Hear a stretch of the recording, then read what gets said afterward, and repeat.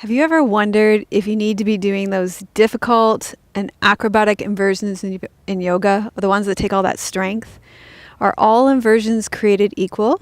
Well, stay tuned to find out my opinion.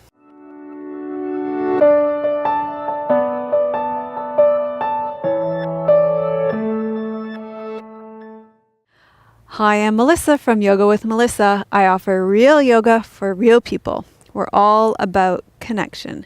Connection with the teacher and teachings that allow you to connect with your true self and to a community of people who support each other on a genuine path of spiritual transformation. If you're new here, be sure to subscribe and turn on notifications because I put out a brand new video like this every single Wednesday at 9 a.m. Pacific. If you like this video, give it a thumbs up and let me know what you like about it in the comments. So recently, my friend Christina from Chriska Yoga put out a fabulous video called How to Do Handstand. It went through how to do handstand and all the poses that you need to know how to progress into handstand. And it was a really good video.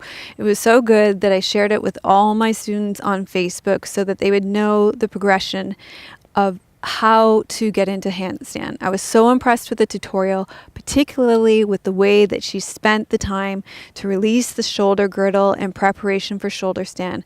And so I was really happy to share it with my students on Facebook. And one of my students, Kelly, had an interesting and important question in response to the preparation for handstand. So Kelly's question was, what are the benefits of doing handstand versus something more gentle like legs up the wall, besides the obvious arm and core strength that it takes to hold handstand?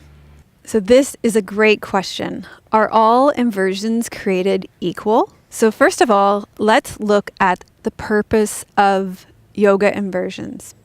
In yoga, whether it be hatha yoga, restorative yoga, or yin yoga, the styles that I teach, they're meant to reverse the effect of gravity on our body, thus revitalizing your entire body. Yoga inversions replenish your brain, they stimulate your organs and your hormonal glandular system. And you're probably wondering how they do this. Well, they do this by reversing the regular flow of blood and lymph in your body. Inversions nourish your central nervous system, and so they're beneficial to you if you experience stress or anxiety. Inversions will help to improve your digestion and your elimination. So if you suffer from constipation or irritable bowel syndrome, inversions can be helpful for you as well. So some inversions really strengthen your core and your upper body, as Kelly mentioned, like headstand and shoulder stand and plow and handstand. However, that being said, there are some major precautions to take into consideration when looking at inversions and considering inversions such as handstand and shoulder stand, plow, and headstand. Number one, as women like myself, we menstruate. I see images all over Instagram of young women of menstruating stage practicing full-on strengthening inversions every single day.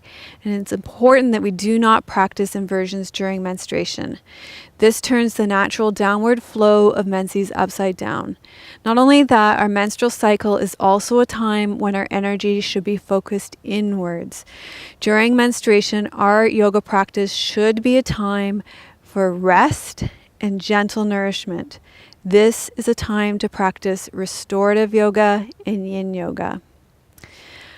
Also, if you have a neck injury, you need to avoid shoulder stand, plow pose, and headstand. There's a lot of pressure and weight being placed on your cervical spine in these inversions that can further exacerbate those injuries to your neck. In that way, gentle inversions do offer many of the benefits of more challenging inversions. Take legs up the wall, for example. This pose is going to give you all of the benefits of inversions without a lot of the contraindications. Your pelvis is not inverted, so I personally believe it is one of those inversions that you can practice even when you're menstruating. If you have a back injury, you can practice this pose with your knees bent or with your legs on a chair, and then you're not going to bother your back as well. Supported shoulder stand is another gentle inversion that offers wonderful yoga inversion options. You can use a couple of bolsters and keep your pelvis level again for when you're menstruating, or you can place a block under your pelvis and elevate your legs, and this is a wonderful inversion option for when you're not menstruating.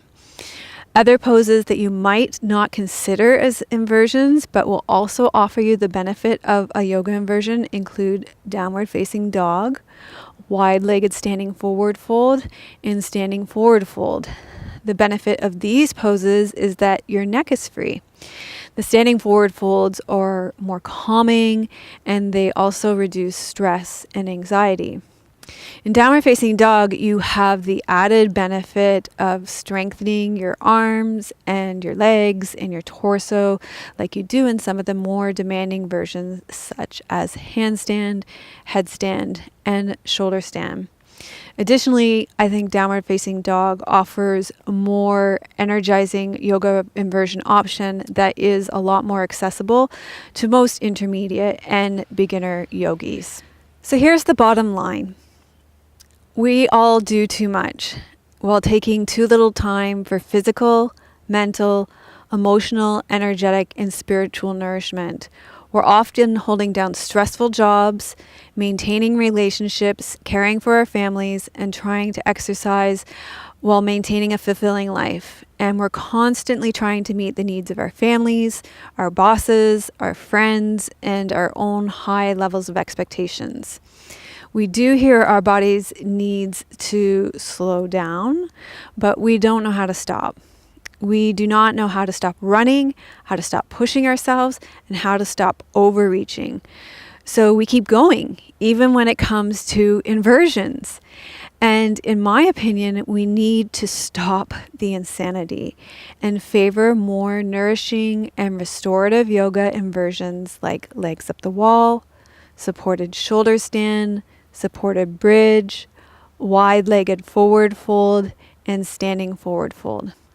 It takes a lot of courage to stop running, to stop pushing, to stop overspending our energy reserves. And when it comes to yoga inversions, and when we practice nourishing, restorative, gentle inversions, we can begin to regroup and rebuild, and we can learn how to expend our life force energy economically and efficiently. And then we can create balance in our life by nourishing our energy. So when we take the time to slow down, even with inversions, we find that we can have a spaciousness and gain some energy back to enjoy our life more. So what do you think? What's your favorite inversion and why? Let me know in the comments. Restoring your energy and learning that yoga inversions are not something that you can do in just one short explanatory video like this. It takes more than one video. It's just like brushing your teeth. It's something that you need to focus on every day. And the best way I've learned to restore my energy, to incorporate gentle yoga inversions into my everyday life, is to do it every day. And I'm going to share with you a good, a better, and best way to do that now. So number one, here's a good option. We release a video here every Wednesday at 9 a.m. Pacific. So when you subscribe and press that little bell, you'll receive a video like this that will support you in your daily practice. Number two, here's a better option. 7 days of yoga plus a bonus to help you relieve anxiety. So if you go to melissawest.com/anxiety, you can sign up there to receive 7 days of yoga to relieve anxiety. But the best option, number three, the best way to make yoga a part of your everyday life is to join our membership community. And it's there that we can support you in making yoga part of your everyday life with our curated content and our daily yoga connection. And we also there have 10 original exclusive restorative yoga classes in our membership community for anxiety, digestion, menstruation, adrenal glands, exhaustion, spring and winter, illness and back pain. And there's short ones, 18 minutes, longer ones for weekends, 2 hours. We'd love to welcome you into our membership community where we keep our best value added content for our members, and we will support you in your restorative yoga practice to really nourish your energy. So I'll put all those links in the show notes, and thank you so much for watching. I will see you next Wednesday. Melissa would love to hear your questions and thoughts. Please leave your comments below the video. Thank you for your reviews on iTunes and YouTube. Your reviews help us to share yoga and a yoga lifestyle with others around the world. If you have a question for Melissa, you can leave a voice message at melissawest.com, and Melissa may answer it in an upcoming blog.